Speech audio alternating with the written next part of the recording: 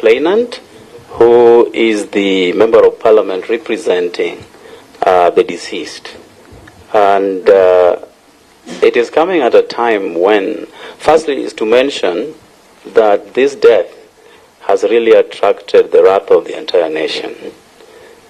Coming at a time when the IG himself, in the course of his vetting, undertook to uphold the highest integrity within the police service. And you are actually blunt enough to say that there will be no more abductions and no more wanton killings. When IG, either your office or your officers have already walked back on this promise that you made to the country. Is somebody sabotaging your work, or it is the directive and part of your modus operandi within the police service, where you are taking us back to the police force which the new constitution ran away from? And I've got a few questions. At whose behest was the murder committed? Who was going to benefit from the death of this young person? Because the evidence so far, indicated so far, is that it is the police that perhaps committed the murder, or it was done within the precincts of the police station. So who was going to benefit out of the death of such an innocent young person? The other question, because I'm acting on behalf of the complainant, we would want to know what action has been taken so far, apart from interdicting police officers who are actually out there doing whatever they can to either subvert justice or to come up with artificial barricades to prevent IPOA from conducting an impartial, comprehensive investigation. Let me not turn tribal, but we all live in this country. What is the nexus between a Mr. Sigei, a Mr. Korir, a Mr. Talam, and the name that keeps on coming up at the DIG, Mr. Talam? What do they share in common? That all these names are all involved into this issue around the death of Albert. Oh, Langat, the DIG. So I want to know what they share in common. And the autopsy has also revealed what killed the young man, contrary to the assertion of the police that he committed suicide. If the police is as white as they would want us to believe, why lie at the very least when this matter came up? Has the police unit visited the family to commiserate with them and to assure them of an impartial probe over this matter? Or because he's just a 20-something-year-old boy whose father does not attract any national acclaim, it can be let to pass? I want to give credit to the police for a very swift investigation they carried out when we lost our colleague. And in the next 1 day or 2 days, somebody was appearing before the court of law on this matter. Perhaps because he's just a small person. This is the 5th day without any action. The 5th day. And the suspects are known. Their names have been shared publicly. So why? Why the silence at such a critical moment? And again,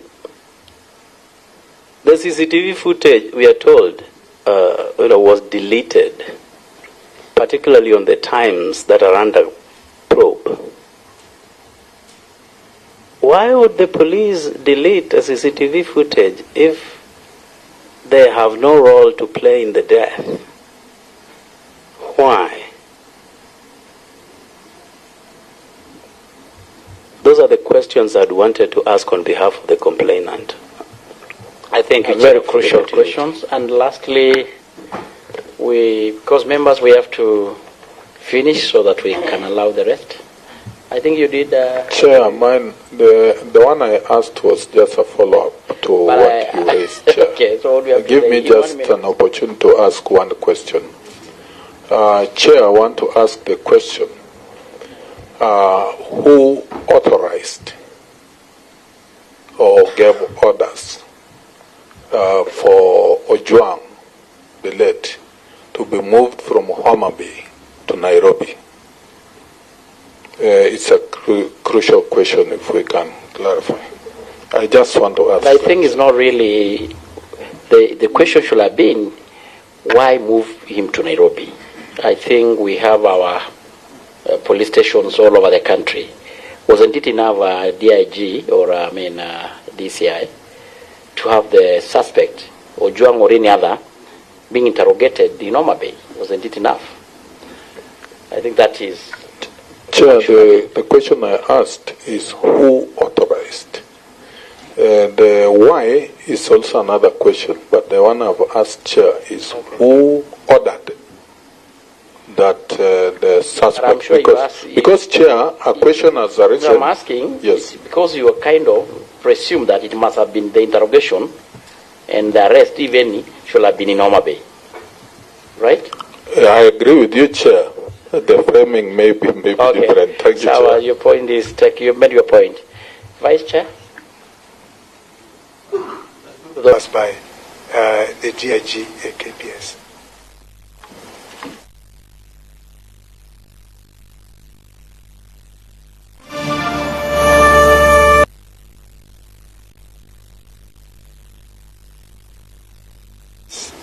Expediting cases. We have resolved several other cases, similar cases in the past with the same speed. So, and that of DIG Lagat is one among the many statistics and the cases that the DCI was able to resolve expeditiously. Thank you.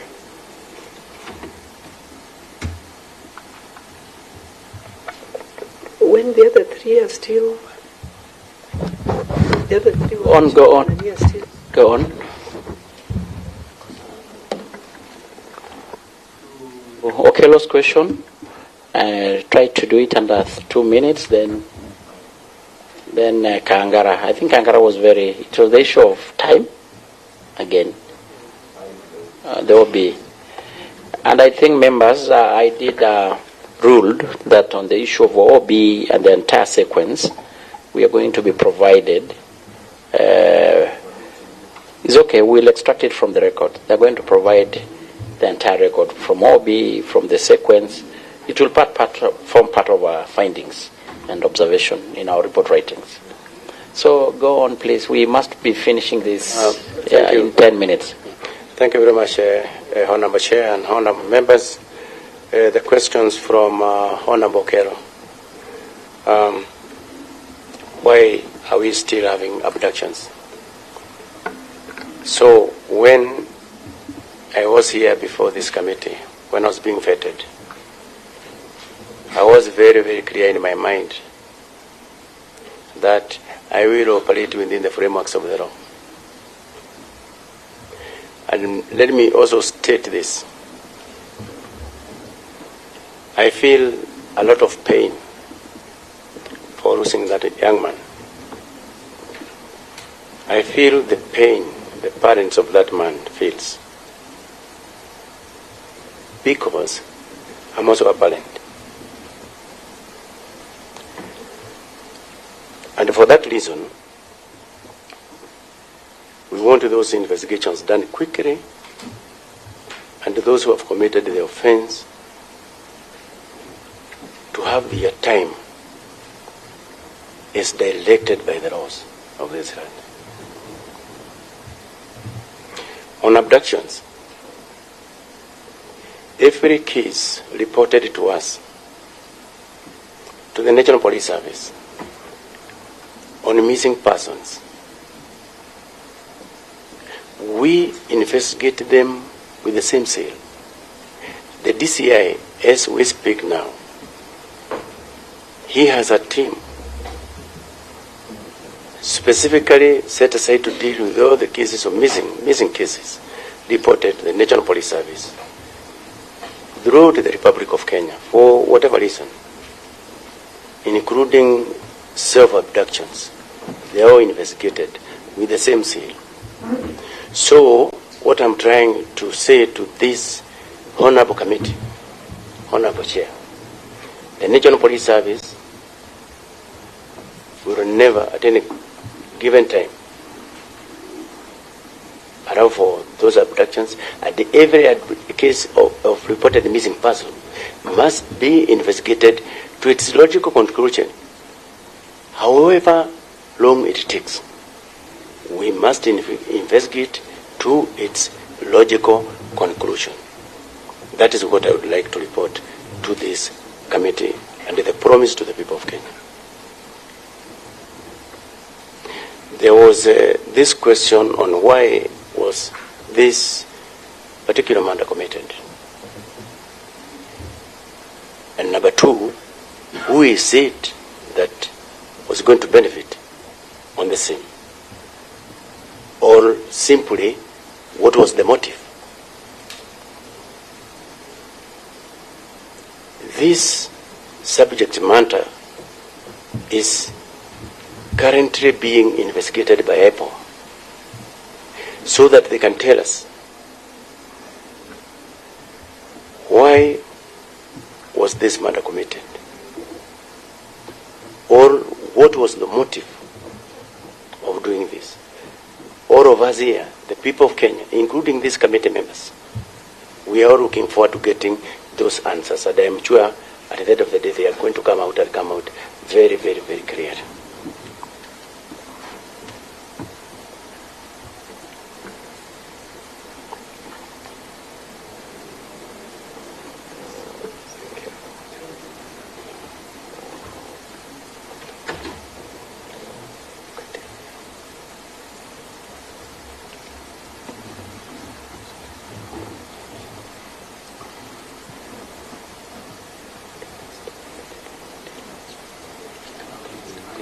I asked about visiting the family to commiserate with them. Thank you very much, Honorable Chair and Honorable Members. That is something that we had already planned to do this afternoon. And if we could have been through this, I had my team. We have already, sent our message of condolences to the family. And I have said, all of us here, we are parents, and we feel the pains. We feel that pain that the parent is feeling. And for that reason, we'll also be together with them and condole with the family, because we are part of this society, and we feel the loss.